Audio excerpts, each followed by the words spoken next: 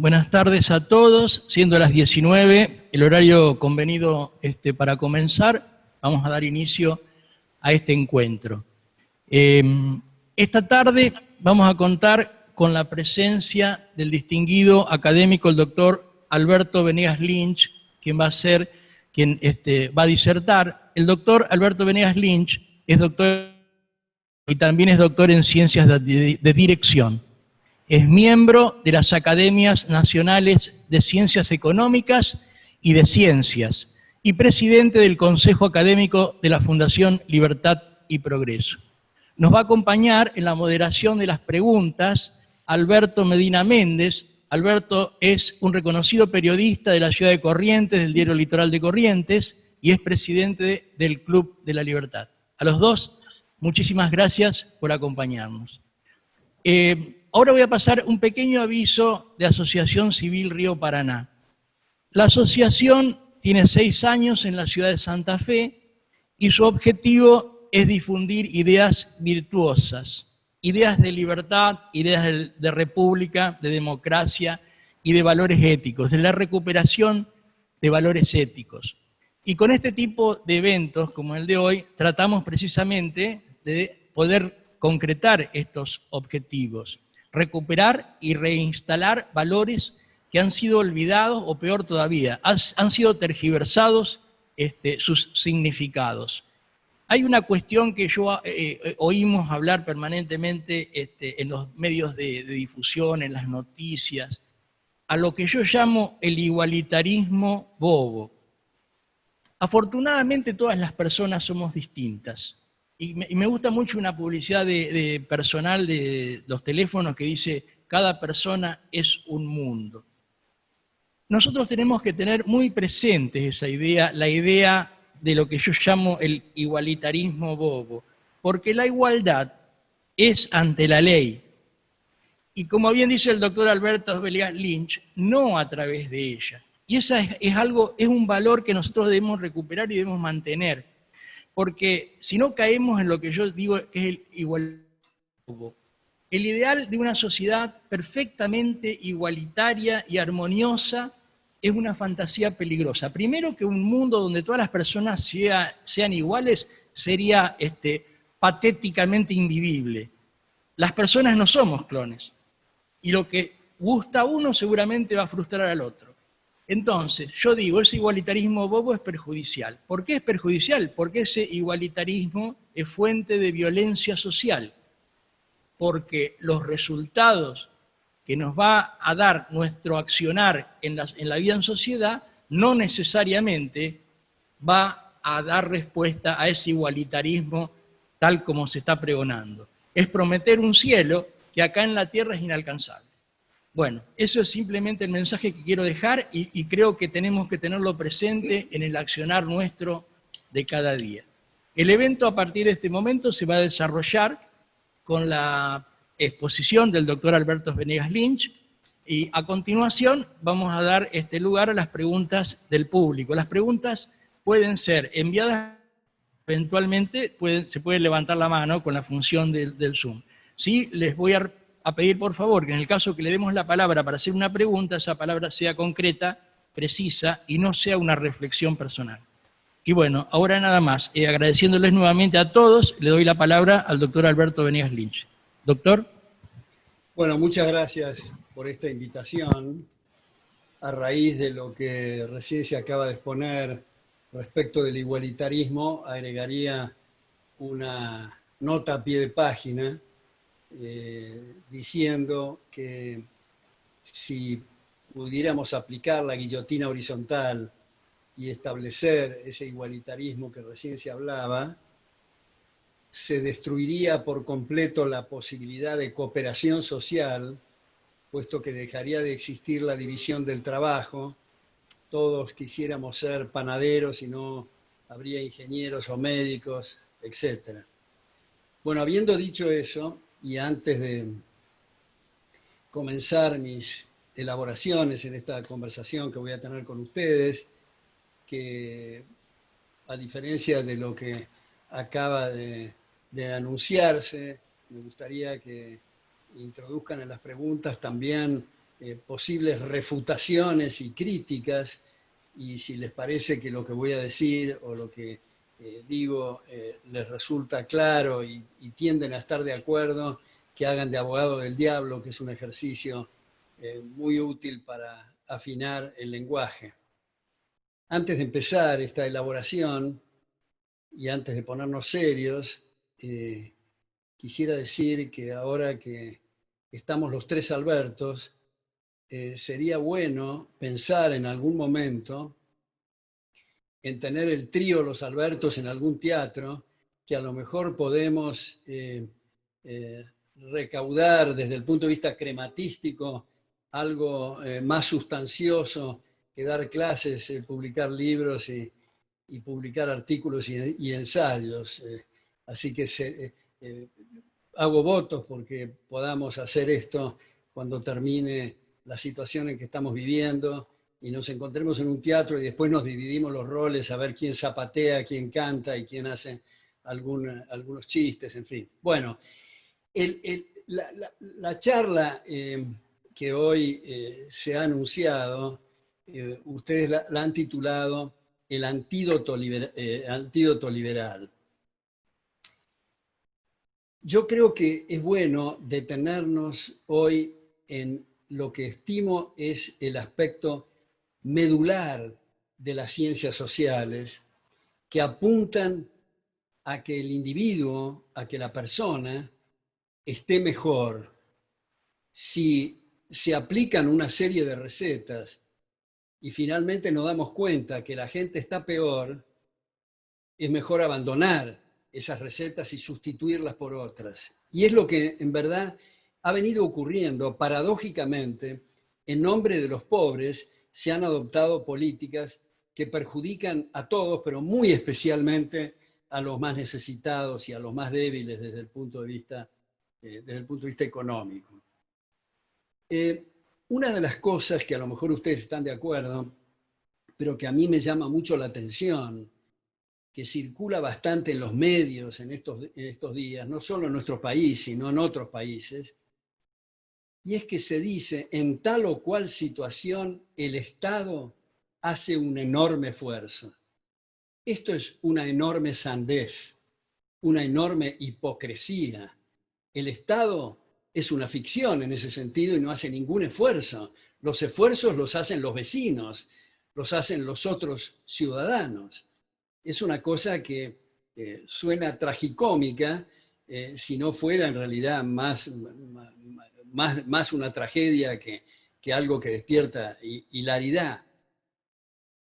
En este contexto, antes de entrar al núcleo de esta cuestión del individuo y lo que se ha llamado genéricamente la cuestión social, quiero también decir, como un correlato o algo paralelo a los llamados esfuerzos, esta hipocresía que acabo de señalar, porque los gobernantes nunca ponen de su peculio, siempre es el vecino el que se le saca y es el que hace esfuerzos coactivamente.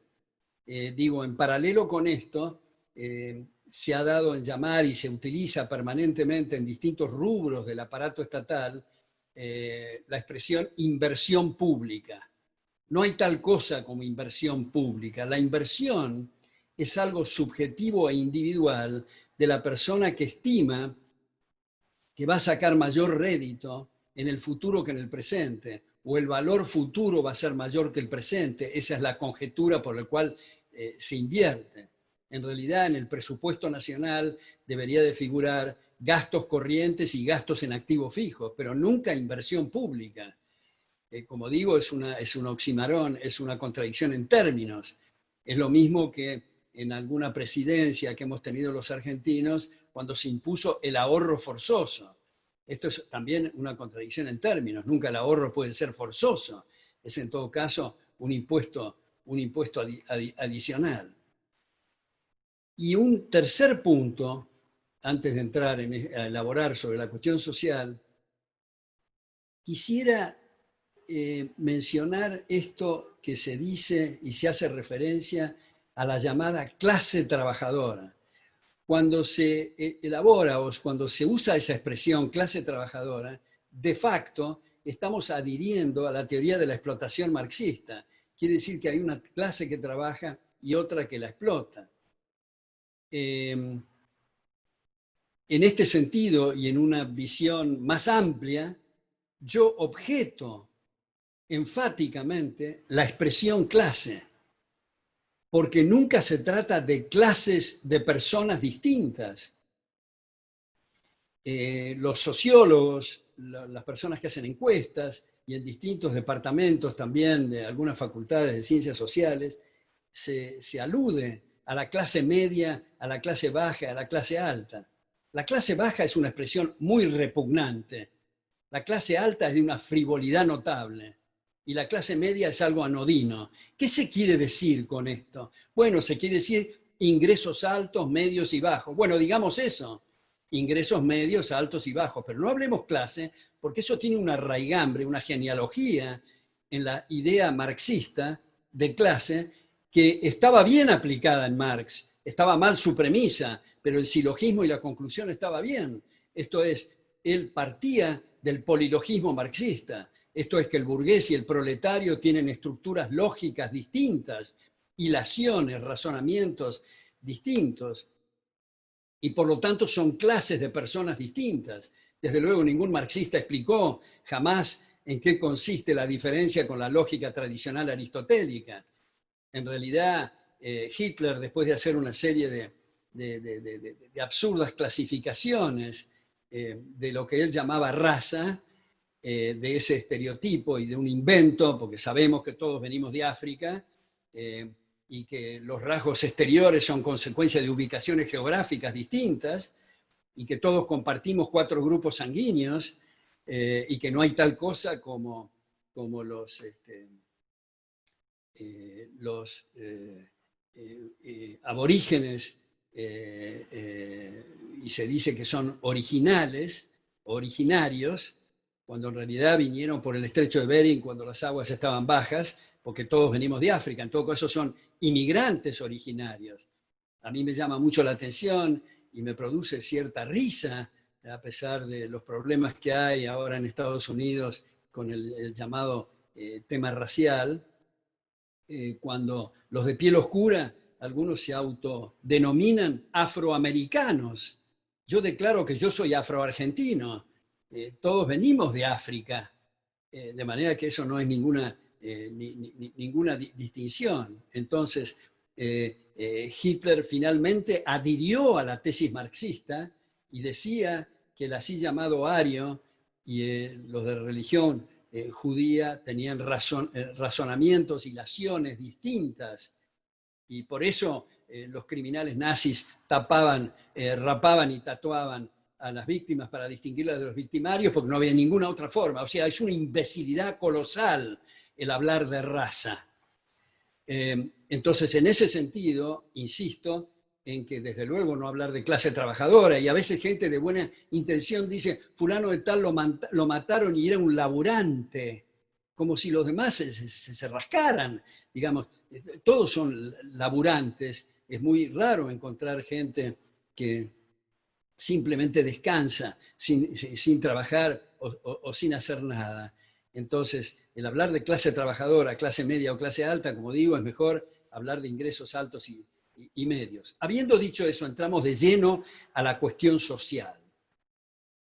El primer tema que nos tiene que, me parece, preocupar es el tema del desempleo, el tema del sobrante de aquel factor que es esencial para producir bienes y para prestar servicios. Sin el concurso del trabajo no se puede concebir la producción de ningún bien ni la prestación de ningún servicio.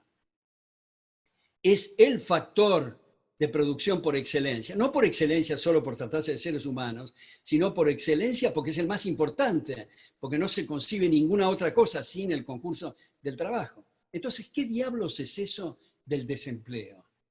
Desempleo quiere decir que sobra aquello que acabamos de decir que es esencial y que es escaso. Entonces, el primer punto que me parece que tenemos que hacer es que en una sociedad abierta, donde hay arreglos contractuales libres y voluntarios, nunca, bajo ningún concepto, en ninguna circunstancia, no importa la pobreza y la miseria más brutal o la riqueza más exuberante, nunca sobra aquel factor que es escaso. No hay desocupación involuntaria. Por supuesto que puede haber voluntaria. La persona que vive de renta se está rascando o está descansando, pero ese no es el drama ni la tragedia. La tragedia es el desempleo involuntario, o sea, aquellos que están dispuestos a ofrecer su trabajo, sus servicios, y no encuentran dónde hacerlo. Bueno, eso no ocurre nunca. Ahora, tenemos que despejar algunas telarañas mentales y no estar con el tema de las fuentes de trabajo. Y para eso habitualmente pongo el ejemplo de un grupo de náufragos que llega a una isla deshabitada. La persona que dice, como acá no hay fuentes de trabajo y no hay empresas, podemos descansar, seguramente sus colegas lo van a amenazar con ahogarlo por decir semejante cretinada. No va a alcanzar las horas del día ni de la noche para todo lo que tienen que hacer. Y unos están trepados ahí buscando cocos, los otros están pescando, en fin, y se intercambian entre cocos y pescados y se están ocupando recíprocamente. La ocupación es absolutamente plena, tan plena que casi no van a tener tiempo de dormir. Ahora, alguien puede decir, bueno, pero los salarios en esas circunstancias son muy bajos. Sí, pero es otro tema. Estoy diciendo que no hay desempleo, no estoy hablando de salarios. Nunca sobra aquel factor que es escaso. ¿Y cómo? Puede preguntarse, estamos viendo que en Europa, que en Estados Unidos, que en América Latina, que en distintas partes hay desempleo. Bueno, porque los arreglos no son libres y voluntarios. Es muy raro encontrar islotes donde los arreglos son libres y voluntarios. Por ejemplo, si uno compara el oeste con el este en Estados Unidos, en el este hay una serie de disposiciones laborales que provocan ese desempleo. No estoy hablando ahora de la pandemia, que es otro fenómeno. En el oeste, tradicionalmente no hay desempleo porque son gente que está trabajando en negro. Y si demandan el salario mínimo o demandan condiciones laborales según la legislación, se están autoinculpando y son deportados. Ergo, todos están trabajando, no hay desempleo. ¿A qué salario? Vamos a hablar después de los salarios, pero digo, en la medida en que caigamos en ese absurdo, ese dislate económico que se ha dado en llamar conquista social, por ejemplo, representado no exclusivamente, pero principalmente por el salario mínimo, si se establece eso, sí hay desempleo, pero los arreglos no son voluntarios. Entonces, ahora entramos en el punto del salario. ¿De qué depende el salario? ¿De qué dependen los ingresos en general? Bueno, dependen única y exclusivamente, lo pongo esto en negrita, en bastardilla, en la letra más destacada que se pueda. Digo, el punto, ver acá, que es el único factor, es o son las tasas de capitalización. ¿Qué son tasas de capitalización? Son maquinarias, son herramientas, son instrumentos, son equipos, es conocimiento relevante a los efectos de hacer de apoyo logístico al trabajo para aumentar su rendimiento. Como muchas veces he dicho, no es lo mismo pescar a cascotazos que con una red de pescar. No es lo mismo arar con las uñas que con un tractor. El tractor y la red de pescar son equipos de capital que permiten aumentar la productividad, que implica aumentos de salarios en términos reales. ¿Por qué los salarios son más altos en Canadá que en Uganda? ¿Es que los canadienses son más generosos y son más agarrados o más amarretes los ugandeses? No, es que las tasas de capitalización en Canadá son más elevadas y obligan, subrayo, obligan al empresario o a quien contrata a pagar salarios más altos en términos reales. Y para pagar salarios más altos en términos reales, para que se maximicen las tasas de capitalización, hay que fomentar quiere decir garantizar el ahorro externo y el ahorro interno. O sea, abstención de consumo, que significa ahorro, y el destino del ahorro es la inversión. Y para eso se necesitan marcos institucionales civilizados. Esto es, protección a los derechos de propiedad y a todos los derechos que derivan en realidad del derecho de propiedad, el derecho a la vida, a la libertad, que son manifestaciones del uso y la disposición de lo propio. Entonces no es un tema de voluntarismo, es una cosa payasesca cuando dicen en las legislaturas vamos a establecer aumentos del 82% móvil o el 32%. No, ¿Por qué esa timidez? Si creen realmente que se puede hacer a la gente rica por decreto, ¿por qué no hacemos el 4 millones% diario de aumento y nos dejamos de pavadas y realmente somos ricos todos? Es que lamentablemente no se puede. Y cuando decimos el desempleo, estas llamadas conquistas sociales, no me estoy refiriendo exclusivamente a los obreros o al peón rural. Si en determinado país, cualquiera sea por la cifra que voy a dar, se establece un salario mínimo con control policial, que nadie puede contratar abajo de ese salario, de digamos $60.000 mensuales, queda todo el mundo desempleado, el gerente general, el gerente de finanzas, todos. Porque nadie puede... Ahora, los salarios mínimos generalmente no son $60.000 mensuales, son muy poco por encima de la tasa de capitalización. Pero ese delta, esa brecha, está tocando especialmente a los que más necesitan trabajar, que paradójicamente son los que se barran del mercado.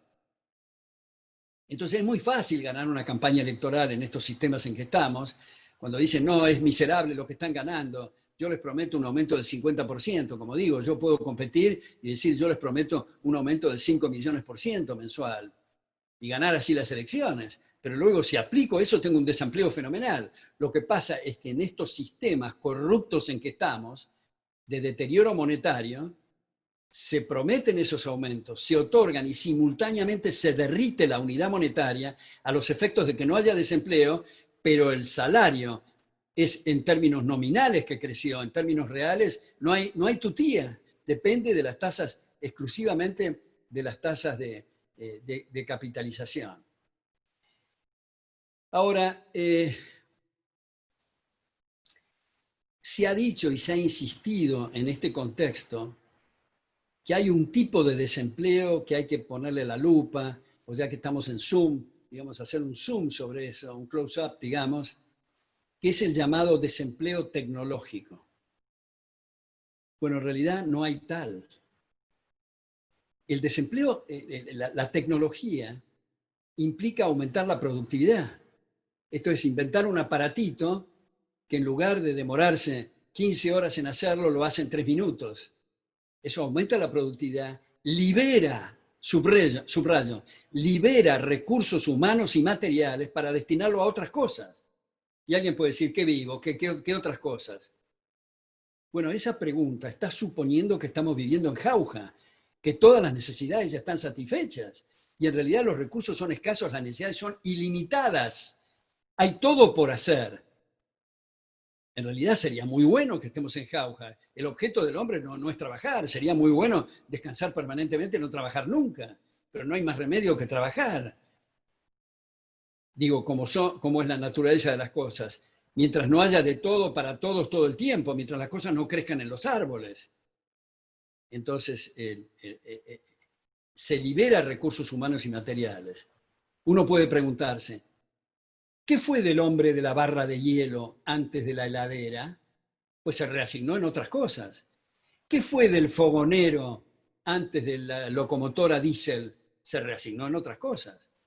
Ahora, si creen que la tecnología provoca desempleo, agarremos un hacha, rompamos todas las máquinas y nos vamos a dar cuenta que no hemos cambiado el empleo. Lo que hicimos es bajar abruptamente salarios e ingresos en términos reales. Entonces, bendito sea el robot, bendita sea la tecnología, bendito sea el aumento en la productividad, pues nos va a hacer más ricos. Otra vez se liberan recursos humanos y materiales para otras cosas. Ahora, acá viene una cuestión. Se dice, bueno, pero es que la gente está acostumbrada a hacer, no sé, a cultivar zapallitos en una huerta y resulta que ahora tiene que hacer otra cosa y se tiene que entrenar. Eso es lo interesante del proceso de mercado. El empresario, al percibir que hay una fuerza laboral, sea manual o intelectual o las dos cosas, disponible, es el primer interesado en capacitar para sacar partida del arbitraje y beneficiarse con las ganancias. Entonces, eso ha sido el mundo. Lo mismo, hago una pequeña digresión, no me voy a detener en esto, lo mismo ocurre con la baja de aranceles. Cuando se eliminan aranceles, el arancel implica mayor erogación por unidad de producto. Cuando se eliminan aranceles, hay menor erogación por unidad de producto, ergo, la lista de productos, llámese el nivel de vida, se estira, se hace mayor. Es como si se hubiera descubierto un aparato que aumenta la productividad, el bajar aranceles. Y uno se pone grandilocuente, los aranceles en el comercio internacional, pero en realidad pasa lo mismo si tuviéramos aduanas interiores. Si hubiera, en el caso argentino, aduanas entre Tucumán y Buenos Aires, o alguien de Entre Ríos que inventó un aparatito, entonces los de Córdoba tienen que protegerse y estar con todos estos bandoleros y asaltantes, mal llamados empresarios, que se alían con el poder en una cópula hedionda para tener mercados cautivos y tener privilegios. Porque ahí viene otra cosa, ¿no? Y ahora termino esta digresión. Muchos empresarios dicen, bueno, pero es que no nos hagan esto, no nos eliminen todos los aranceles, porque nosotros no estamos preparados, no tenemos el know-how, denos un tiempo, hágalo de a pocos y después liberen. No, ¿cómo de a poco? ¿Por qué el consumidor tiene que absorber sobre sus espaldas los costos de los proyectos de los empresarios? Bueno, dice el empresario, es que en las primeras etapas voy a tener pérdidas. En casi todos los proyectos sucede eso. En las primeras etapas hay pérdidas para luego en las siguientes, si está bien evaluado el proyecto, tener ganancias que más que compensen las pérdidas anteriores. Entonces viene el empresario y dice, bueno, pero ¿cómo hago si no tengo recursos? Venda su proyecto a la comunidad local o internacional. Y si nadie le compra el proyecto, su proyecto, señor, es un cuento chino. Por lo tanto, muestra que no se justificaba con mayor razón que usted explote a sus congéneres con este cuento chino, con perdón de los chinos. Ahora, como hay estas cargas y estos impuestos al trabajo, nos hemos acostumbrado a cosas que nos parecen naturales, que el empresario haga de agente de retención. ¿Qué es eso de agente de retención? Es una inmoralidad tocar el fruto del trabajo ajeno. ¿Y por qué le retienen? Porque hay aparatos sindicales que tienen miedo que los asignen a otros lados, o otros megalómanos que piensan que la gente no tiene el derecho de usar y disponer del fruto de su trabajo, y por lo tanto el trabajador en relación de dependencia mira la planilla y ve que hay diferencia entre salario bruto y salario neto y un montón de siglas que no sabe qué son, pero en todo caso se las roban. Nadie debería de poder tocar un centavo del fruto del trabajo ajeno. Ahora, cuando hablamos de sindicatos, en una sociedad abierta, son asociaciones libres y voluntarias. ¿Para qué? Para lo que les dé la gana a los sindicatos, siempre y cuando no lesionen derechos de terceros. Para saltar a la garrocha, pueden aceptar solamente sindicados que tengan ojos celestes, que miran más de un 80 o calcen menos de 43, lo que quieran. No creo que tengan éxito con eso, pero lo que quieran. ¿Y cuáles eran las funciones de las asociaciones libres y voluntarias llamadas sindicatos en sociedades abiertas?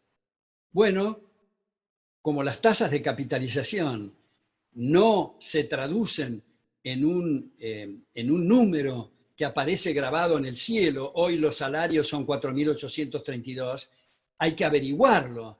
Es un problema de información. Y los sindicatos tradicionalmente daban esa información a los sindicados, dónde están los distintos salarios, o para cualquier otra cosa que no sea lesionar derechos de terceros. Pero hoy día nos hemos acostumbrado al sistema fascista a copiar de la Carta de Laboro de Mussolini y tener legislaciones como asociaciones profesionales y convenios colectivos, representaciones coactivas, de hecho, aportes coactivos, obras sociales impuestas.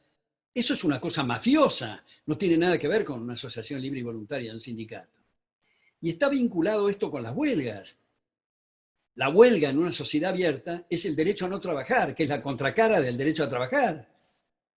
Y cada uno tiene el derecho de hacerlo cuando le da la gana, siempre y cuando contemple si hay estipulaciones previas contractuales de anticipos o de avisos, en fin. Sin embargo, hoy se entiende la huelga como un procedimiento violento e intimidatorio, que el que no adhiere a la huelga es un rompehuelgas y hay que romperle la nuca. Eso también es una cosa mafiosa, que no tiene nada que ver con el derecho a no trabajar. Ahora, esto no es una cosa que vaya otra vez a los obreros o a los peones rurales. Hace relativamente poco, bueno, no tampoco ahora, estaba dando un seminario en una cámara empresarial y un empresario bastante prominente dijo, bueno, pero si no se pueden hacer huelgas, ¿cómo se van a aumentar los salarios? No tenía la más perra idea de cuáles son el tema de las tasas de capitalización y los nexos causales que estamos hablando. Un empresario prominente no tiene idea cómo es el proceso para aumentar salarios. Por eso, desde Adam Smith, en 1776, viene insistiendo que el empresario es un benefactor de la humanidad. Es una forma de decirlo, porque en realidad está buscando su interés personal y sus propias ganancias, pero en una sociedad abierta, para obtener ganancias, no tiene más remedio que servir a su prójimo, sea vendiendo computadoras, anteojos, corbatas, sacos, zapatos, pantalones o lo que fuera. Y no quiere decir esto que el empresario, por ser en ese sentido benefactor de la humanidad, entienda de este proceso. Simplemente el empresario exitoso tiene buen olfato para detectar las necesidades y conjeturar cuáles son las preferencias de su prójimo, y el que acierta obtiene ganancias y el que yerra incurre en quebrantos. Los quebrantos son muy importantes. Por eso una de las cosas más inmorales que ha ocurrido últimamente en Estados Unidos es el salvataje. Salvataje de empresas, de empresarios irresponsables o ineptos o las dos cosas al mismo tiempo. ¿Y quién financia el salvataje? Los que no tienen poder de lobby, los que el fruto del trabajo compulsivamente establecido o impuesto. Ahora, me parece interesante ver 4 puntos que están vinculados a la teoría de la explotación. Y son, primero, la desigualdad en el poder de contratación. Se dice, bueno, está muy bien, muy lindo todo lo que dice, pero ¿cómo va a permitir que un empresario multimillonario esté negociando con un individuo que no tiene no llega a fin de mes, o a fin de semana, o a fin del día, y no tiene zapatos, no lo ve, está en patas el tipo? ¿Cómo va? ¿Ustedes dicen que pueden realmente contratar? ¿Es serio lo que está diciendo? Sí, es absolutamente serio, porque no tiene nada que ver las cuentas corrientes de los dos que están contratando. ¿Qué es lo que tiene que ver? ¿Cuáles son las tasas de capitalización? Si llega, digamos, a un país X, el millonario máximo de la comunidad, y dice, dígame, ¿cuánto se paga acá para pintar mi casa? Y le dicen 1.000. Entonces el tipo dice, como yo soy multimillonario, voy a pagar 3. Pues no pinta su casa. Por definición es 1.000. ¿Qué importa cuánto sea su cuenta corriente? Puede ser millonario o puede estar quebrado. O paga 1.000 o no pinta su casa. Entonces no es un tema de ver la desigualdad entre personas, porque viene algo que está más arriba, que es anterior, que precede a ese arreglo contractual. Y son las tasas de capitalización. Cuando alguien en una sociedad muy evolucionada y que progresa desde el punto de vista moral y desde el punto de vista material, es gerente de una empresa y dice, yo para trabajar acá quiero música funcional de Mozart, quiero entelado celeste, quiero 4 pantallas de televisión y quiero no sé qué otra cosa. El que se la otorga no es porque es generoso, es porque de otra manera no lo tiene. Y cuando aumentan las tasas de capitalización, se acortan las jornadas laborales, las vacaciones se hacen más jugosas, los pagos extra salarios de pagarle el automóvil, la obra social o lo que fuera, son mayores, como consecuencia de las tasas de capitalización. Es típico en países subdesarrollados, por ejemplo, pongamos el caso de una republiqueta africana, que un tipo se haga abanicar a la hora de la siesta por 14 fulanos. Pero si ese individuo se muda a Nueva York y pretende que lo abaniquen 14 individuos a la hora de la siesta, tiene que pagar, qué sé yo, $10.000 la abanicada, y es muy caro. Por eso no se hace. Por eso en lugares como Estados Unidos o Canadá, en fin, etcétera, casi no existe aquello que se ha dado en llamar servicio doméstico. ¿Qué pasa con las amas de casa? ¿No les gusta tener apoyo? Sí les gusta, pero lo tienen que sacar de empresas, gerencias de empresas o lugares, y es muy caro. Por eso no existe esa tarea. Por eso cuanto mayor la tasa de capitalización, más se humaniza esa relación personal. Ese es el primer punto, desigualdad en el poder de contratación. Segundo punto, la capacidad de compra. Se dice, bueno, pero para reactivar la economía, llenemos, y esto lo hemos oído hace poco en distintos lugares, llenemos los bolsillos de la gente con dinero para que puedan aumentar el consumo. Si aumentan el consumo, los empresarios aumentan la venta. Si aumentan las ventas, aumentan las ganancias y todo el mundo feliz. Pues no. Esto se corta en el primer momento, cuando ahora hay un aumento por la capacidad de pago, aumento de salario más arriba de la tasa de capitalización, hay desempleo. No compran nada, el empresario no vende nada, no hay mayores ganancias, etcétera, porque se cortó en el momento 1 por el desempleo. O sea, es un engaño, es una estafa intelectual. El tercer punto son los acuerdos tácitos entre empresarios para mantener los salarios a mínimo de subsistencia. Imaginemos que algunos empresarios se reúnen y digan, bueno, ¿los salarios cuántos son ahora? 100. Bueno, vamos a mantenerlos de aquí a la eternidad por 100. ¿Qué es lo que van a hacer otros empresarios? Sacarles la gente. Se van a reír de ese acuerdo y se van a quedar sin gente. Por eso el tema es que cuando nosotros compramos cosas, tratamos de pagar lo más barato posible. Cuando contratamos a alguien, tratamos de que sea lo más barato posible. Pero hay que subrayar lo posible, y lo posible depende de la tasa de capitalización. No es lo mismo contratar a alguien en Uganda otra vez que contratar a alguien en Alemania, porque las tasas de capitalización son distintas. Entonces no hay tutía con esos acuerdos tácitos y esas cuestiones. Si se trata de sistemas abiertos, por supuesto que si hay arreglos con apoyos gubernamentales, en fin, la situación es distinta.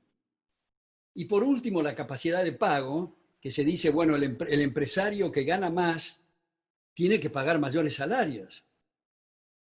Pero eso si lo extendemos, primero si el pensamiento tiene que ir hasta las últimas consecuencias. Quiere decir que el empresario que está en quiebra tiene que pedir que le devuelvan salarios. Y además, si eso lo generalizamos, decimos, depende del ingreso de cada uno, cómo van a costar las manzanas, las bananas, los libros, en fin. Y con eso hemos destrozado el sistema de asignación de recursos. Me parece también en este contexto importante estas cosas que se han puesto en la Constitución del 49, está en el 14 bis de la Constitución argentina, que es una manifestación de inconstitucionalidad, la participación en las ganancias y la cogestión. ¿Qué quiere decir participación en las ganancias? Quiere decir que por ley el gobierno va a obligar a que se participe en las ganancias de la empresa gente que libre y voluntariamente esos empresarios no contratan para participar sus ganancias, lo cual significa una mala asignación de recursos, derroche de capital, despilfarro de capital, y dijimos recién que los salarios e ingresos en términos reales dependen de las tasas de capitalización. Cada vez que hablamos de una política económica equivocada, estamos hablando de consumo de capital y estamos hablando, para hacerla corta, de menores salarios, o sea, mayor pobreza. Lo mismo va para la cogestión. Esto es administración compulsiva. Ustedes y yo formamos una empresa y pensamos por el momento que estamos bien como accionistas o como directores, pero el gobierno nos impone que pongamos otras personas en la cogestión. Mismo efecto del derroche, el consumo de capital y la baja de salarios en términos reales. Por último, en esta charla, y ya estoy en el tiempo que me asignaron, me parece que es importante detenerse en esta clasificación que se ha hecho de inmigración ilegal. Esto es algo completamente contrario a la sociedad abierta. No debe haber tal cosa como inmigración ilegal. La gente debe moverse como le da la gana según lo contraten en las distintas partes del mundo. Ah, bueno, pero lo que pasa es que los inmigrantes se van a colgar del Estado benefactor, de sistemas de salud, de sistemas de educación que brindan gratuitamente y por lo tanto nos van a hacer un agujero fiscal. Como Gary Becker, premio Nobel en Economía, ha explicado claramente, el problema está en el Estado benefactor, no los inmigrantes. Por lo tanto, sugiere Gary Becker que los inmigrantes no se les permita prenderse a los sistemas gratuitos de salud y todo el Estado benefactor. Pero, y este pero es muy importante, nunca en ningún trabajo se le descuente del fruto de su trabajo para financiar ese llamado Estado benefactor. Es decir, se los convierte en hombres libres, como nos gustaría ser a muchos de nosotros, sin financiar esas actividades. Ahora, como ha explicado Julian Simon y tantos otros, bueno, la Argentina está formada por inmigrantes, todos nosotros provenimos de inmigrantes. Aún los que desciendan de los mapuches, porque los mapuches han sido inmigrantes, los padres. Ya dijimos que no hay pueblos originarios, sino inmigrantes originarios. Entonces, todos somos inmigrantes, los que salimos de África. Y hay países como la Argentina que se ha hecho con inmigrantes, y como Estados Unidos. Ahora, esos inmigrantes, como explica Julian Simon, y hace una lista y un cuadros muy interesantes mostrando, que son los que más se empeñan en el trabajo, son los que generalmente toman trabajos que los nativos no quieren, son los que más tienen flexibilidad para la movilidad, irse de un lado a otro, son los que tienen menos hijos, son los que ahorran más, son los que generalmente sus hijos tienen las mejores calificaciones académicas por los esfuerzos que hacen. Y saben lo que significa ahorrar incluso para hacerle transferencias a sus familiares en otros lados. Y a veces hay estos nacionalistas y por lo tanto xenófobos que empiezan a hablar, bueno, pero nos van a invadir. Igual que como se usa en el comercio exterior, ¿no? Cuando, qué sé yo, en la Argentina se importa un perfume francés, no podemos permitir que nos invadan los franceses. Se usan términos militares, de ejércitos de ocupación, y son señoras o señoritas que quieren mejores perfumes, oler mejor. Y lo mismo con el asunto de los inmigrantes. ¿Cómo es eso de que nos invaden? Están contratados por otra gente para trabajar en distintas faenas. Y cuanto más se extienda la asignación de derecho de propiedad, más claro queda este fenómeno. Y cuando se dice con esa idea de las culturas alambradas, nos van a afectar nuestro ser nacional. ¿Qué expresión más repugnante aquello de ser nacional? Cuando la cultura es un proceso permanente de donativos y de recibos. ¿Cuáles van a ser las comidas, la arquitectura, las costumbres y las músicas? Eso depende de procesos abiertos y evolutivos según la gente los quiera adquirir o rechazar. Es muy importante el tener, porque desde el punto de vista liberal, y termino con esto, desde el punto de vista liberal, la única razón por la cual está dividido el globo terráqueo en naciones es para evitar los riesgos fenomenales de la concentración de poder de un gobierno universal. Nada más que para eso. Porque las fronteras no son procesos naturales, son generalmente de estados bélicos o de procesos geológicos, no tiene nada de natural. Y parecería que cuando hablamos de comercio exterior, las leyes y los nexos causales en economía cambian por el hecho de que haya un río, una montaña o un mar. Entonces, dentro de las distintas naciones, si hay sistemas libres y republicanos, se fraccionan a su vez en estados o provincias y a su vez en municipios a los efectos de limitar el poder. Miren el problema que estamos en el globo terráqueo hoy día si además hubiera un gobierno universal. Imaginen cualquiera de los gobernantes hoy que tuviera el poder absoluto universal. Sería mucho peor de lo que estamos viviendo actualmente. Y cuando digo esto, digo que hay un punto que queda acá pendiente, en puntos suspensivos, que a lo mejor lo podemos elaborar en las preguntas, pero es cómo se ha degradado la noción de la democracia.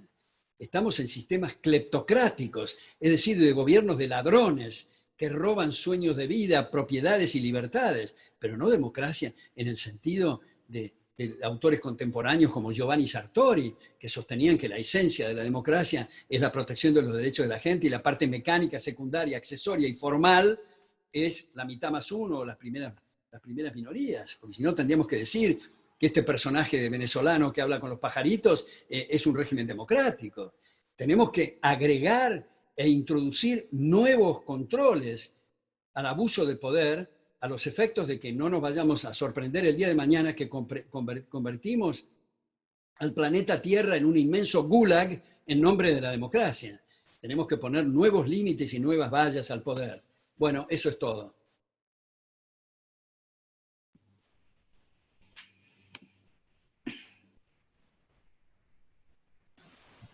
Bueno, muchas gracias, doctor. Alberto Medina Méndez, tenés ahora tu tarea. Sí, cómo no. Gracias Tito, por la invitación, por la posibilidad. Gracias Alberto por su exposición, brillante como siempre, aportando siempre nuevas facetas para el debate y para la discusión.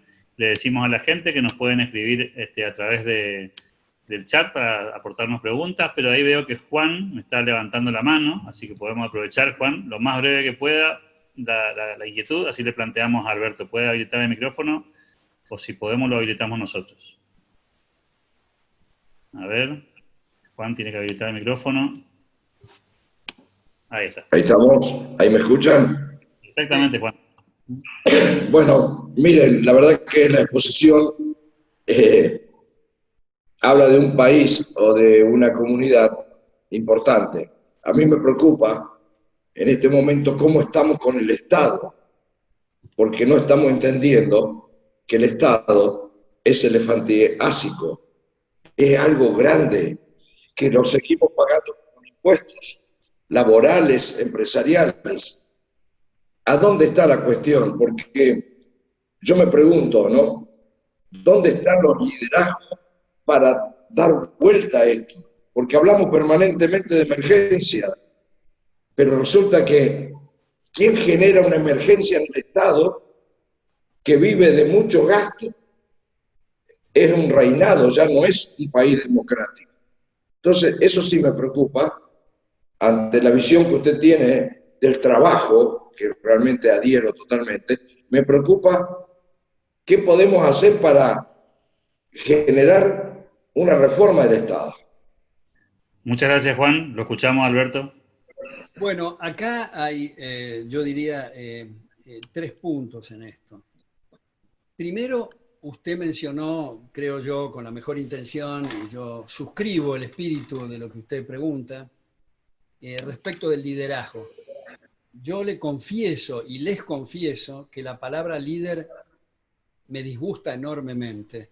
Me remite al Duce o al Führer. Yo creo que es muy importante explicar a la gente y a los chicos desde que son muy niños que cada uno lidera su propia vida, no en un caudillo o un líder. Yo reemplazo esa palabra por referente, ni siquiera dirigente, referente. Son referentes, son gente que tiene conductas ejemplares y que hay que imitar o emular. Ese primer punto. Segundo punto, usted menciona y nos pregunta cómo se puede hacer para revertir los estados elefantiásicos, como usted muy bien señala. Yo creo que en esta reunión que tenemos, si es que no hay más ejemplos, pero pongo 2, que son mis 2 tocayos, Alberto Medina Méndez y Alberto Cohen, que los dos han establecido instituciones precisamente para eso, para revertir la situación. Hacen un trabajo muy meritorio y que debe ser imitado y apoyado grandemente para publicar trabajos, para debatir, para estudiar, para difundir. Hay en los dos grupos gente joven, muy meritoria, y que es muy importante apoyarla. Yo en ese sentido hago un llamado a la actividad empresarial que apoyen estas instituciones, no como un fenómeno de beneficencia, sino de interés personal de sus empresas, de sus familias, de sus hijos, de sus nietos. Me parece que es muy importante apoyarlos, y no son afortunadamente solo esos dos casos. En la Argentina hay en Tucumán, hay en Santa Fe, hay en Mendoza, hay en Córdoba, hay en Buenos Aires, instituciones, como digo, muy, muy meritorias. Y por último, el tercer punto, con ese estado elefantiásico, yo creo que una forma importante es trabajar las neuronas y la imaginación para eliminar funciones que son incompatibles con el sistema republicano. Nunca podar, recortar ingresos, porque igual que con la jardinería, la poda hace que se crezca más fuerte y con mayor vigor. Nunca decir tenemos que hacer más eficiente el gasto del Estado, porque si algo es inconveniente, si se hace eficiente es mucho peor. Es mejor que sea ineficiente. Entonces, si uno analiza el degradado organigrama gubernamental, uno se percata que hay que eliminar muchísimos ministerios, muchísimas secretarías, muchísimos palacios donde están radicados esas secretarías y estos ministerios, trasladar a los pocos funcionarios que quedan a la Casa Rosada, en el caso argentino, y así una serie de instituciones que últimamente he estado escribiendo columnas sugiriendo medidas de fondo. Por eso termino con esto. Subrayo que mi próximo libro, que espero que esté en las librerías y en Amazon a fines de julio, principios de agosto, se va a llamar Maldita Coyuntura. Maldita Coyuntura, para tratar de explicar que en lugar de estar enredados en cuestiones coyunturales, si el costo de la vida aumentó el 6.2 o el 6.8, no estar como perros histéricos en círculos tratando de mordernos el rabo, plantear temas de fondo, como tratamos de plantear esta noche con la cuestión social, temas de fondo para correr el eje del debate y para marcar las agendas y no ser tímidos en esto.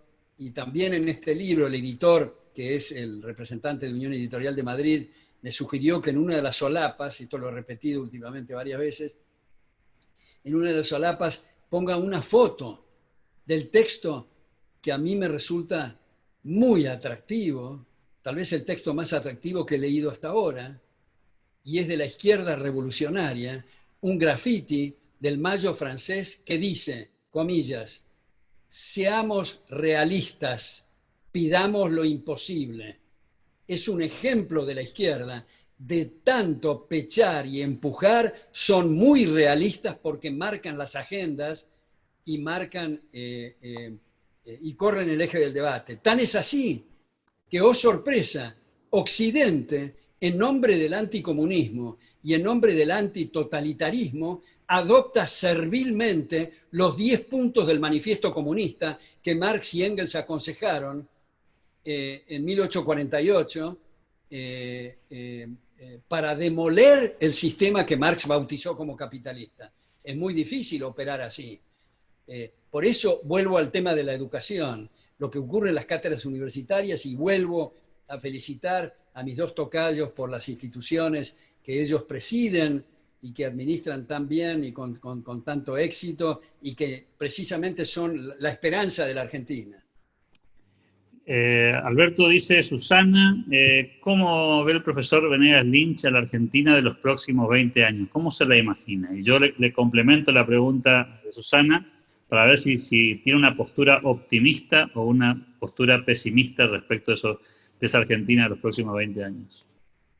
Bueno, hay ese chiste de que el pesimista es un optimista bien informado. En realidad tenemos que distinguir acá con esa expresión, ¿no? Porque el que es optimista es el que está satisfecho con lo que ocurre. Y yo creo que en ese sentido hay que ser siempre pesimista porque somos muy optimistas en la fuerza de las ideas. Y en ese sentido, no quiero hacer un juego de palabras, pero en ese sentido vuelvo a mencionar estas instituciones que hay en la Argentina. Vuelvo a mencionar, hace relativamente poco, con Javier Milei, participamos en una tenida académica en la Universidad de Belgrano, donde estaba lleno el auditorio, donde había 3 aulas paralelas con pantallas, y donde cuando recibimos las preguntas, percibimos que no era una cosa superficial y una cosa frívola, sino que había ahí mucha biblioteca, buena bibliografía, preguntas de fondo, y eso es un motivo para ser optimista. Y otro motivo, y seguramente muchos de los que nos escuchan tienen esta experiencia, cuando damos clase, estamos un semestre, un año frente a alumnas y alumnos, se termina estableciendo una relación de amistad.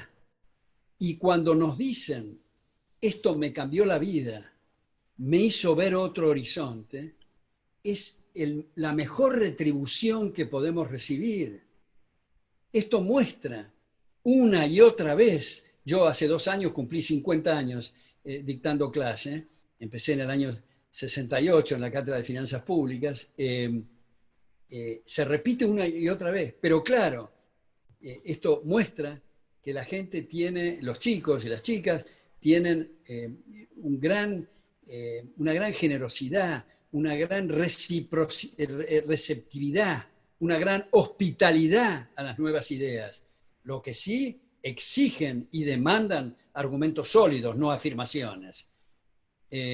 Ahora, claro, si en la mayor parte de las universidades y la mayor parte de las cátedras están tomadas por quienes repiten las ideas cavernarias y trogloditas, por supuesto que con su cuadernito, un semestre, 6 años, salen personas que son en algún sentido peligrosas.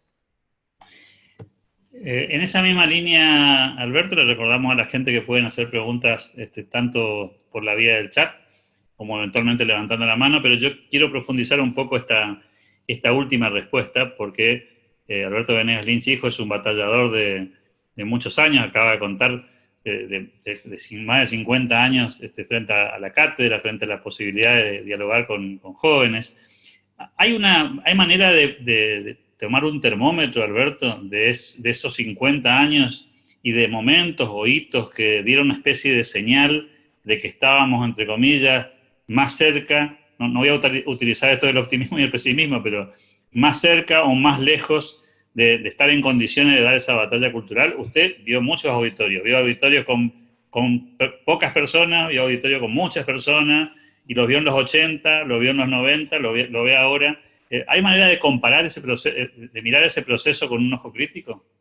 Bueno, es interesante la pregunta y difícil al mismo tiempo.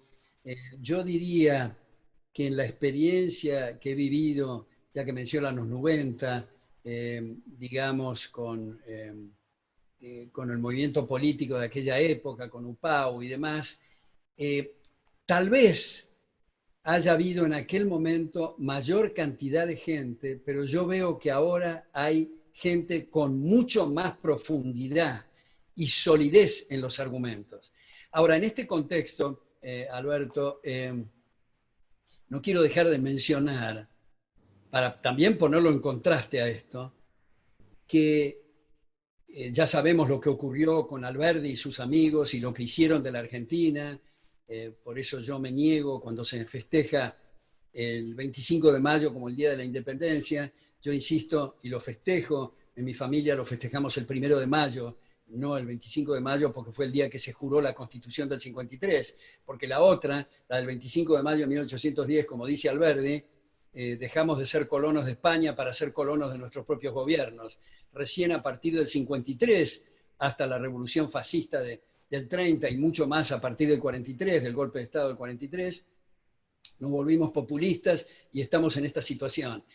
Pero, como señala Milton Friedman, con Rose Friedman, que han publicado un ensayo muy interesante que tradujimos en su momento en Libertas, cuando yo era rector de CIADE, que cuando están históricamente ocurriendo determinados fenómenos, tenemos que tener la templanza de mirar bajo la superficie. ¿Cuáles son las corrientes que están empezando a surgir bajo la superficie? Y en el caso que quiero señalar, después de toda esa generación llamada del 37, porque la Asociación de Mayo se fundó en el 37, Alberdi y sus amigos, y después la generación del 80, a partir de la presidencia de Roca, me parece que es interesante señalar la persona a quien yo le debo todo, y le debo no ser en este momento marxista o por lo menos keynesiano, y es mi padre. Yo, como señaló el otro Alberto, en mi dato personal completé 2 doctorados, pero nunca vi desde la cátedra que se explicara algo razonable sobre la tradición de pensamiento liberal. Fue la perseverancia y la paciencia de mi padre de mostrarme otros lados de la biblioteca. Ahora, veamos este contraste. ¿Cómo empezó mi padre? En la Facultad de Ciencias Económicas, en la Universidad de Buenos Aires, en el año 1942, contra todo el clima nacionalista de la CEPAL socialista keynesiano, estableció mi padre con otras 3 personas un seminario que cuenta uno de ellos, el doctor Carlos Lucetti, que después completó sus estudios en Oxford, cuenta que los colegas le decían los austríacos, no como algo halagador, sino algo muy peyorativo y denigrante. El otro era William Leslie Chapman, que después fue colega de mi padre en la Academia de Ciencias Económicas y fue quien era decano de la Facultad de Ciencias Económicas cuando mi padre lo invitó a Ludwig von Mises para dar 6 conferencias en el aula magna de esa facultad. Y el tercero era José Santos Goyán, hijo, que después fue decano de la Facultad de Ciencias Económicas y cambió de carrera. Bueno, ellos 4, en la soledad más absoluta, descubrieron a los austríacos a través de un libro publicado por el Fondo de Cultura Económica, recién aparecido en ese año, en 1942, de Gottfried Haberler, titulado Prosperidad y Depresión. En ese libro, Haberler era uno de los asistentes al seminario, al célebre seminario en la Cámara Austríaca de Comercio en Viena, que lideraba Mises. Y ahí él captó, entre otras muchas cosas, cuando publicó este libro ya era profesor en Harvard, ya había exiliado de Austria, escribió este libro Prosperidad y Depresión, que en realidad es del año 37, la edición inglesa, pero el 42 es la edición en castellano, que mis padres y estos colegas descubrieron esto, la teoría del ciclo. Fue la primera vez que oyeron hablar de Hayek, de Mises, de MacLuhan y de otros que se mencionan en este libro. Les interesó mucho la teoría del ciclo.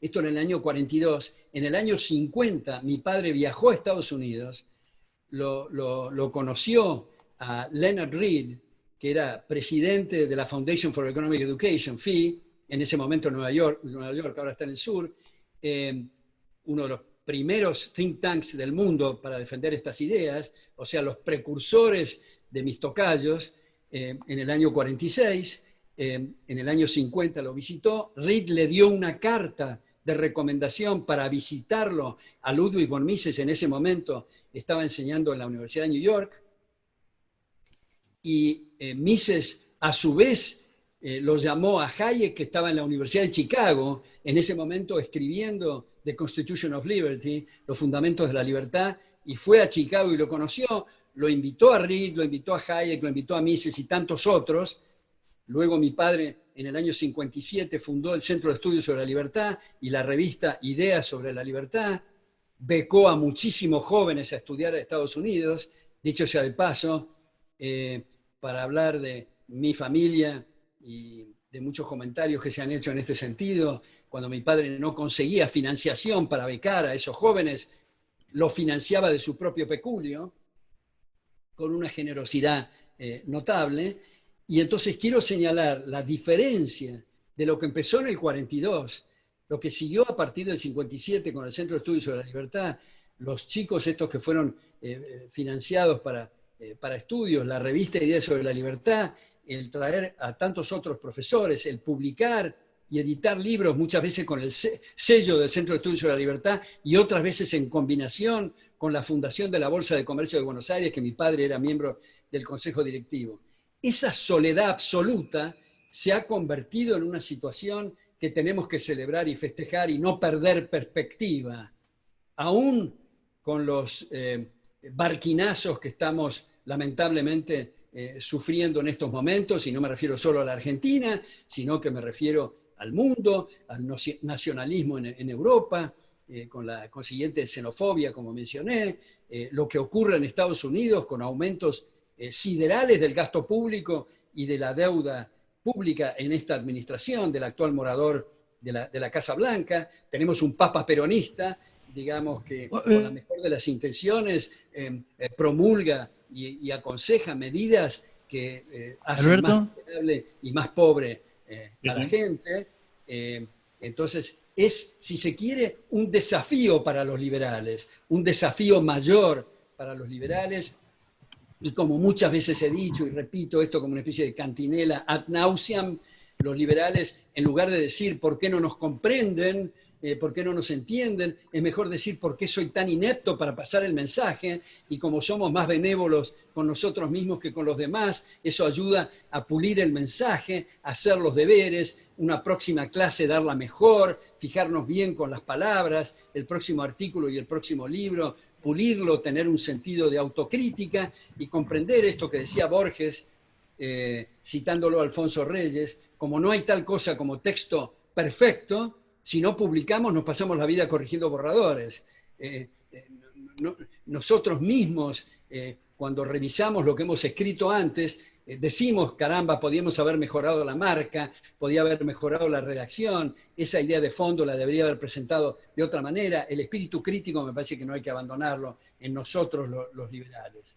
Ahí tenemos varias preguntas, Alberto, así que le voy a pedir tanto a los participantes como al mismo Alberto que vayamos contestándolas. Ahí, Fabián, habilitamos el micrófono si le parece. A ver si lo tengo a mano, Fabián, que me pidió hacer la pregunta en voz alta. Habilite el micrófono, Fabián. Habilite, por favor, el micrófono. Así lo escuchamos. A ver ahí. No lo tengo con el micrófono habilitado. A ver si lo puedo habilitar yo de última. ¿Me escucha? Ahí está, Fabián. Lo escuchamos. Sí. Buenas noches, doctor. Un gusto tenerlo de vuelta en Santa Fe, aunque sea virtualmente. Mi pregunta es la siguiente. Yo veo el tema del asunto Vicentín, no voy a hablar del tema legal ni de ese tipo, porque ya lo sabemos que es un mamarracho y todos lo saben. Yo veo la pasividad de las entidades empresariales santafesinas en el tema de que, excepto la sociedad rural y los del sector, que estamos en contra, digamos, de esta embrollo que están haciendo con la firma Vicentín, veo que las entidades santafesinas son pasivas en este tema. ¿Qué es lo que se puede hacer para lograr? Porque es sumamente Hola, importante. ¿me escuchan? Es sumamente importante lo que está pasando en la provincia de Santa Fe con esta firma, ¿no? Bueno, yo le agradezco esa reflexión y esa pregunta. Creo que en el caso de la empresa que usted menciona, sin entrar en ningún juicio sobre las características y la administración de la empresa, como usted ha insinuado, eso estaba y está por ahora en manos de un juez concursal. No tiene nada que hacer el Poder Ejecutivo, si creemos en la división de poderes en esa materia, y cualquiera sea el desenlace, es algo que no compete al Ejecutivo. Pero en ese contexto, independientemente de quiénes se hacen los distraídos y quiénes son los que batallan y explican los problemas que estamos y hemos vivido, creo que acá hay otro motivo, aunque parezca paradójico, para ser muy optimista. Hace mucho tiempo que yo no veía en manifestaciones multitudinarias en apoyo nada más y nada menos que a la propiedad privada. Por todos lados, en todos los andariveles, en todas las avenidas, en todos los canales que hemos explorado, aparece una defensa a las instituciones republicanas y una defensa a la institución de la propiedad privada, que es la esencia de la sociedad abierta, como que es la esencia del comunismo. Otra vez vuelvo a Marx y Engels en 1848, en el Manifiesto Comunista, que dicen textualmente: toda nuestra idea y nuestro programa se puede resumir en lo siguiente, 2 puntos, abolición de la propiedad privada. Ahora, sin necesidad de abolir la propiedad privada, en la medida en que los gobiernos intervengan en los precios y por lo tanto en la propiedad o en la propiedad directamente, están alterando los precios relativos, o sea, están desfigurando las únicas señales que tiene el mercado para operar y por lo tanto nuevamente conducen eso al despilfarro y a la baja de salarios en términos reales. Por eso es tan importante la institución de la propiedad, para que la propiedad esté en las manos más eficientes, lo cual no quiere decir que unas empresas quiebren y otras no. Las manos más eficientes. ¿Eficientes para qué? Para servir al prójimo. Y los que no sirven al prójimo y no han dado en la tecla, sea por la razón que fuera, tienen que incurrir en quebrantos. El cuadro de resultados está marcando ese rumbo. Es completamente distinto de los patrimonios relativos de empresarios prebendarios que antes mencionamos, que son, como digo, asaltantes y no son empresarios propiamente dichos. Pero vuelvo a la esencia de su pregunta, celebro, y es un motivo para ser optimista, en el sentido que hemos expresado antes con el término pesimista y optimista, y yo comentaba ayer o antes de ayer a colegas, cuando veía los títulos en los diarios, apoyo masivo en defensa de la propiedad privada. Hacía mucho tiempo que no veíamos eso. Ahí Alberto, tenemos otra pregunta muy interesante también. Dice, ¿cómo imagina la organización del sistema sanitario en un sistema de libre mercado y qué responsabilidad debería tener el Estado en ese tema? Bueno, me parece es una pregunta muy oportuna también. Acá, a ver, hago este razonamiento.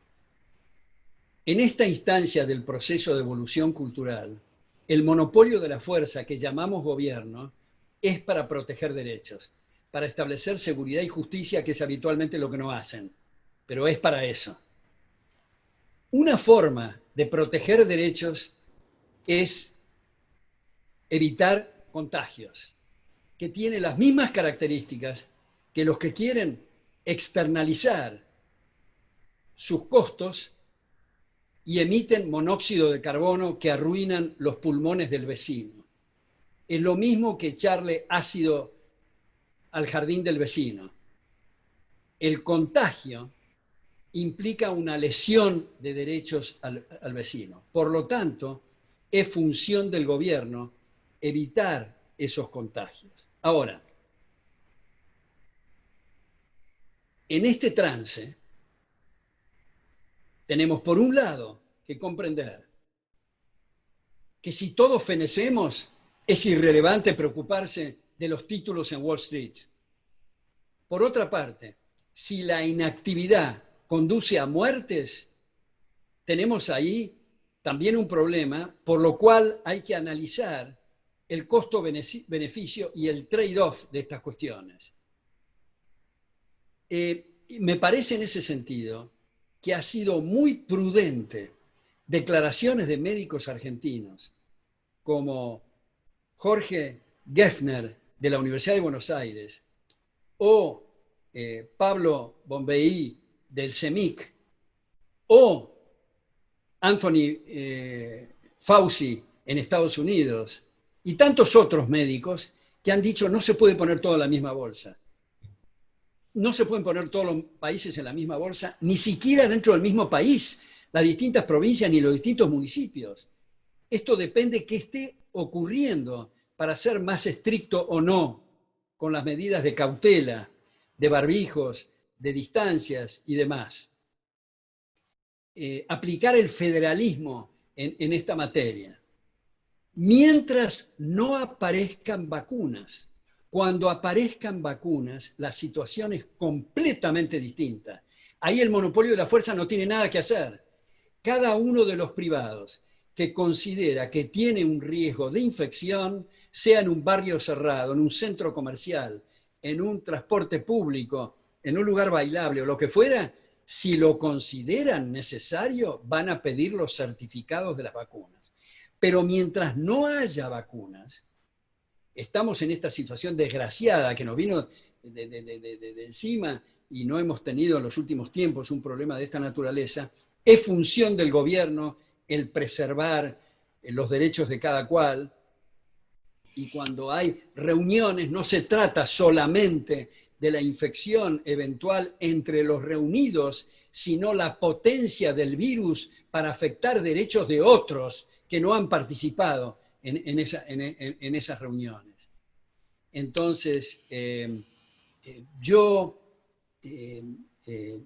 la vacuna puede asimilarse tal vez a lo que pasa con el monóxido de carbono, con los llamados tracers, es decir, los aparatos estos que pueden detectar claramente cuál es el ómnibus, cuál es el auto, cuál es la chimenea que está emitiendo monóxido de carbono cuando haya la vacuna. Pero en esto, yo hasta digo, me da un poquito de fastidio oír algunos comentarios de algunos bravucones que dicen no se puede establecer aislamientos, hay que liberar a la gente para que haga lo que le parezca sin presentar ningún plan. A ver, díganme, ¿cuáles son los horarios del running? ¿Cuáles son los horarios de la peluquería, la farmacia, lo que fuera? Eso es muy delicado, cómo se hace. Entonces el tema no es depende de cada uno. No, si hay esos contagios significa una lesión grave al derecho de otro. Y el COVID-19, ya sabemos, no es una cosa baladí, es una cuestión que conduce a la muerte y a situaciones gravísimas. Ahora, es cierto que en la Argentina y en otras partes del mundo, los gobiernos se aprovechan de la situación de la pandemia para de contrabando pasar una serie de medidas absurdas, orwellianas y contraproducentes, como por ejemplo, poner precios máximos al alcohol en gel, a los barbijos, a los medicamentos. Eso es lo mejor para producir una catástrofe. Aprovechan la situación grave y la atención de la gente en su salud para dar manotazos a la justicia, para que oficinas de corrupción se abstengan de hacer querellantes en casos de sonadas corrupciones.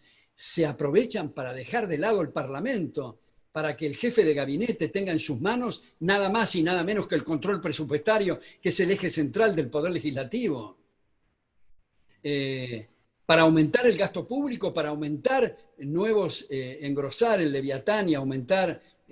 yo creo que eso sí, los economistas y los colegas y los que están preocupados en esto, debemos de insistir en las barrabasadas que se están haciendo y que van a producir catástrofes. Ya de por sí la inacción sabemos que produce estos efectos, pero se multiplican exponencialmente con las medidas que acabo de señalar. En ese sentido vuelvo al caso de Estados Unidos y las peleas permanentes, incluso en conferencias de prensa, del doctor en medicina Anthony Fauci con este personaje del estilo capilar tan raro que hay en la Casa Blanca. Hoy a cada rato se están peleando por esto. Esto es un tema muy delicado. Y los bravucones que están hablando de eso siguen con las bravuconadas hasta que ellos se mueren, se infecten o alguien querido de la familia. Es un tema muy delicado. Pero ese tema delicado no debe de contemplar estos otros aspectos que están socavando en una forma brutal, digamos, los resortes de la sociedad abierta, por una parte. Y por otra parte, las mismas medidas deben estar abiertas y flexibles y sujetas a discusión, a que alguien diga, bueno, yo creo que el running debe ser tal horario, debe ser esto para que no haya aglomeración, y la plaza pública, y el festival, en fin, y otro dice, no, yo creo que tal cosa, y abrir el debate en estas cuestiones, pero comprender que hay una razón, que hay un problema, que hay una lesión al derecho, hasta tanto aparezcan vacunas o antídotos y fármacos para detener esta infame pandemia. Ahora, para terminar con esto, digo, a pesar de la desgracia de la pandemia, creo que hay aspectos que son interesantes, que han sucedido. Por ejemplo, esto que estamos haciendo, por Zoom. Antes me invitaban y tenía que pasar por migraciones, ir al aeropuerto, todos los problemas, los hoteles y todo. Ahora, por Zoom. Todo el inmobiliario creo que va a cambiar por completo en el mundo, porque muchos empresarios se van a dar cuenta que no tiene sentido hacer un edificio con cemento de 20 pisos cuando cada uno puede trabajar desde su casa y no es necesaria la cosa presencial. La educación. Podemos liberarnos en alguna medida de aquella bofetada a la inteligencia que son los ministerios de educación y de cultura y abrir más a las estructuras curriculares a través de estos sistemas, no solo de homeschooling, sino de abrir procesos, ya que la educación implica tener puertas y ventanas abiertas en un proceso evolutivo y nadie tiene la precisa para imponer estructuras curriculares. También creo que nos da la oportunidad, no quiere decir que lo hagamos, pero nos da la oportunidad de visitar con más frecuencia bibliotecas, las bibliotecas que tengamos en nuestras casas, los libros para estudiar los fundamentos morales de la sociedad libre. Y por último, nos da la oportunidad de fortalecer lazos de amistad y de relaciones familiares, haciendo introspección, mirándonos a nosotros mismos y mirando en profundidad a quienes tenemos en los miembros de la familia. Por supuesto que de tanto mirar, algunos se dan cuenta que no era lo que querían y se producen divorcios y femicidios, pero digamos, nos da la oportunidad por lo menos de esto. Creo que si sabemos aprovechar estas oportunidades, sobre todo el estudio de los fundamentos de la sociedad libre, comprender cada uno de los que nos están escuchando y los que no nos están escuchando, que todos estamos interesados en que se nos respete. No es un problema de que algunos tienen que ocuparse de eso, todos tenemos que ocuparnos. No importa si nos dedicamos a la música, a la jardinería, al salto en alto, a la medicina, al derecho, o lo que fuera, todos queremos que se nos respete. No podemos estar mirando a otros que son los responsables que nos resuelvan los problemas. Como he dicho mucho en estos últimos días, todos antes de acostarnos, no digo todos porque Borges decía que todos es una abstracción, cada uno es una realidad. Cada uno tiene que preguntarse antes de dormir, ¿qué hice hoy para que me respeten? Si la respuesta es nada, este es el resultado. Tenemos que contribuir y poner nuestros granitos de arena. En esto, Alberto, aparece otra pregunta muy interesante, muy bueno también su despliegue sobre esto, ¿no? La verdad que es una pregunta que siempre recurrentemente aparece, la del tema de cómo funcionaría el sistema de salud. Pero aquí dice, Diego, perdón por la pregunta coyuntural, ¿la posibilidad de un frente político entre liberales y la oposición lo ve viable o esa alternativa termina ensuciando las ideas y conviene esperar a que la batalla cultural avance? Dice Diego. Bueno, una de mis últimas columnas en Infobae se llamó Muy bueno. Acerca del intercambio Cornejo López Murphy, donde allí trato de explicar, sugiero si les parece bien leer la columna esta, pero lo que digo es que la administración anterior ha sido pésima empezó con un bailecito del presidente con la banda presidencial en la Casa Rosada, que es un gesto nada republicano. Siguió con la pretensión de nombrar por decreto a 2 jueces de la Corte Suprema, nada republicano. Siguió con la expansión de ministerios y terminó como es del público conocimiento. Pero frente a lo que presentaba la otra candidatura, la gente decidió votar más o menos masivamente, con un logro de representantes en ambas cámaras de mucha importancia, no apoyando en su gran mayoría la gestión anterior fracasada, sino apoyar en una desesperación, diría yo, por temas fundamentalísimos como la libertad de prensa y lo que queda en pie de la justicia. Entonces yo creo que esa oposición ya armada tiene que ser alimentada y apoyada. Y creo que en ese sentido varios de los exponentes del Partido Radical tienen un discurso que, aunque no se acerquen o aunque no lleguen desde luego al exponente más brillante político de la historia argentina, que ha sido el fundador del Partido Radical, Leandro Alem, donde una de las frases más importantes de él es gobernar lo menos posible, era un admirador de Jefferson. Si uno analiza su combate al llamado proteccionismo y a esa otra sandez de vivir con lo nuestro, es notable. El manifiesto radical que presidió con su firma Leandro Alem, acompañado por otros colegas, ahí lo cito en ese artículo, y por lo tanto creo que aunque no se llegue a eso, porque la batalla cultural está muy atrasada, y en el nivel político hay que tener un lenguaje acorde con lo que pueda digerir la opinión pública. Por eso yo siempre he dicho, y he tratado de ilustrar, con que si un individuo que habla sueco se quiere comunicar con una audiencia hispanoparlante, lo primero que tiene que hacer es que la audiencia hispanoparlante entienda sueco. Si no, va a flotar en la estratosfera su mensaje. Lo mismo pasa con la cuestión liberal. Mi querido amigo, yo cito ahí Ezequiel Gallo, en una reunión me acuerdo que tuvimos una vez discutiendo esto del Partido Liberal, sostenía con razón, creo yo, que no debe usarse la expresión liberal en un partido, porque como dijimos recién, el partido, la acción política requiere acuerdos y requiere utilizar el lenguaje que por lo menos una parte de la opinión pública puede digerir. Y entonces enseguida, decía Ezequiel, enseguida va a venir este análisis. Pero usted es liberal del liberalismo o liberal del Partido Liberal, como ocurre hoy en Colombia con el Partido Liberal o como ocurre en Corrientes con el Partido Liberal.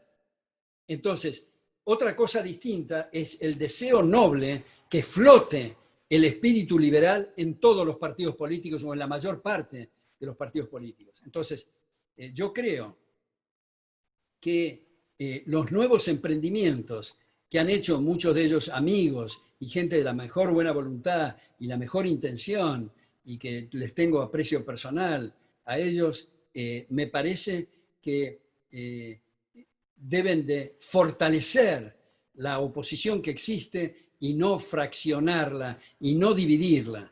Y a mí me parece que uno de los candidatos para incorporarse a este nuevo proyecto, que espero que tengan la templanza y la inteligencia, el interbloque radical y otras manifestaciones de esta coalición, digamos, de incorporarlo a mi querido amigo Ricardo López Murphy. Por eso dije que ha sido tan auspiciosa este contacto y este intercambio. Y unos días antes, Alfredo Cornejo, que como se sabe ha sido gobernador de Mendoza y ha sido el único caso como gobernador de la provincia que ha reducido el gasto público, él se expresó en forma muy simpática al liberalismo en un reportaje que le hizo Alfredo Leuco en el programa de TN, en su programa. Entonces, yo creo que es tan grave la situación argentina, tan peligrosa es, que me parece que no podemos jugar con fuego y no podemos darle el lujo de tener otros emprendimientos políticos, y debemos de reafirmar y alimentar esto que milagrosamente existe en ambas cámaras, y que lo que ha ocurrido en este corto tiempo, en algunas cosas el discurso ha sido muy contundente y muy firme en los temas esenciales. Y ya sabemos, este trío de los Albertos y otros que nos están escuchando y los que no nos escuchen, que nosotros haríamos otras cosas, muchas otras cosas, y muy distinto el discurso.